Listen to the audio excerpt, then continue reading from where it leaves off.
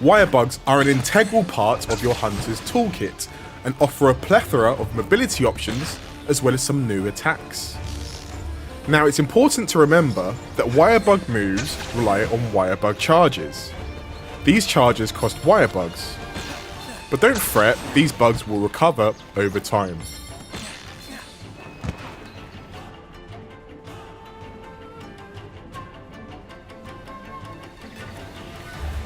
The ZL button is what we like to call the Wirebug button.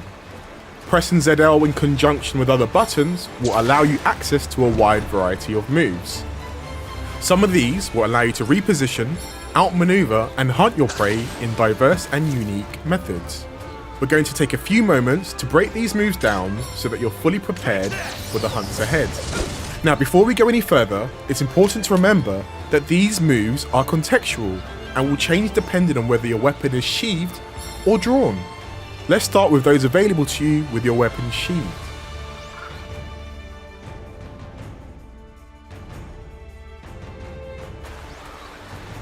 Pressing ZL and A on the ground will send you hurtling forward in the direction that your hunter is facing. This ability allows for fast repositioning either towards or away from the threats your hunter may be facing. Pressing ZL and X on the ground will send you in a diagonally upwards trajectory. This is an incredibly useful ability that will help you get aerial advantage over your targets, or quickly reposition to avoid incoming grounded attacks. Holding ZL and then pressing ZR will fire a Wirebug in the direction of your reticule. This will propel you in that direction with greater precision than any of the other methods. In the air, pressing ZL and ZR again will operate exactly as before. However, pressing A or X whilst airborne will operate somewhat differently. Pressing ZL and X will keep you airborne and allow you to travel in the direction your hunter is facing. This is incredibly useful for maintaining mobility while staying airborne. Whereas ZL and A will send you diagonally towards the ground. This is perfect for those wanting access to grounded attacks and moves at a moment's notice. If you're having trouble remembering all of these, think of them like this. ZL and X will either get you airborne and keep you there, and that using ZL and A will keep you grounded or get you there. Pressing A whilst airborne will cause you to halt momentum and utilise a Wirebug to hang in the air. From here you can evade in a chosen direction by tilting the left stick and pressing B. This is an excellent manoeuvre for repositioning, recovering stamina and taking evasive action.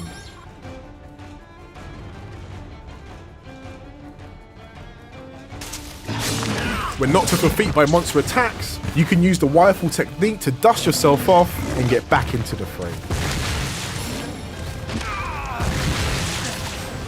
Press ZL and B whilst knocked over to reposition and save yourself from a monster's onslaught of attacks.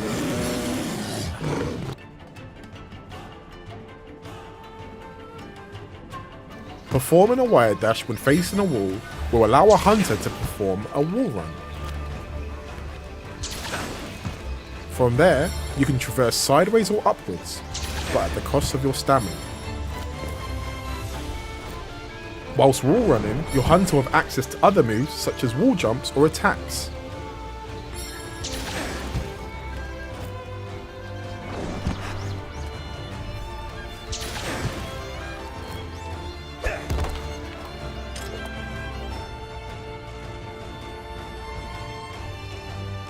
This is for my fellow hunters! With your weapon readied, you'll have access to unique Wirebug assisted moves, known as Silkbind.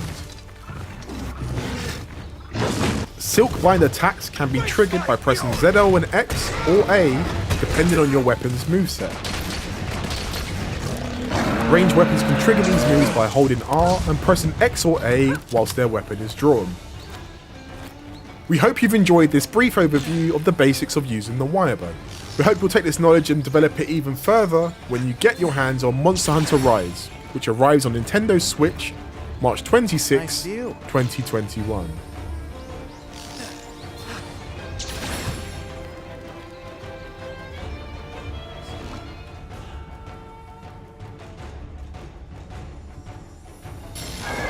Wyvern Riding is a new technique developed by the Camera Village Hunters, using iron-bind silk to puppeteer large monsters. This powerful addition to your arsenal takes a bit of preparation and has a few nuances, so let's break it down.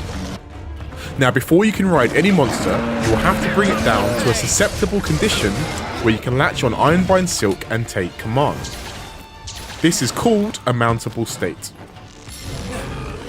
You listen to me now! You can secure a mount by dealing enough damage with Wirebug jumping attacks, using silk-bind moves, letting monsters wear each other down in battle, or even using certain endemic life.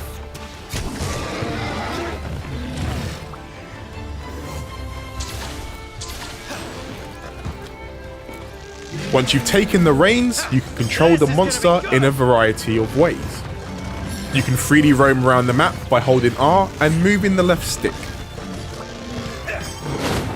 You can also have the monster dish out light or heavy attacks by pressing X or A.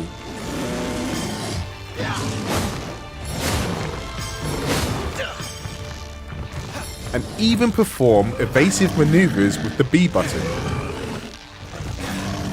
In a pinch, you can also perform an emergency evade, but that will cost you 1 Wirebug gauge.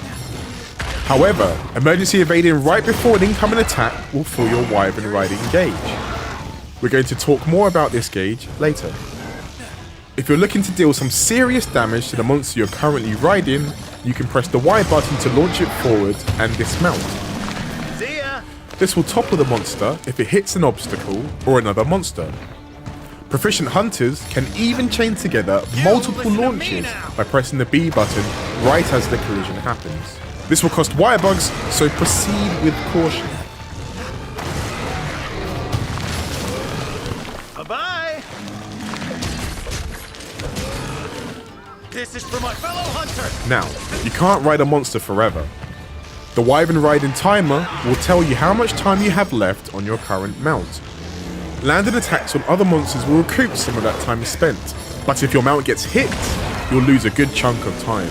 The big gauge on the center of the screen is known as the Wyvern Riding gauge. Attack other monsters and perfectly evade incoming moves to fill this gauge. Once filled, you'll be able to perform a mounted Punisher by pressing X and A together.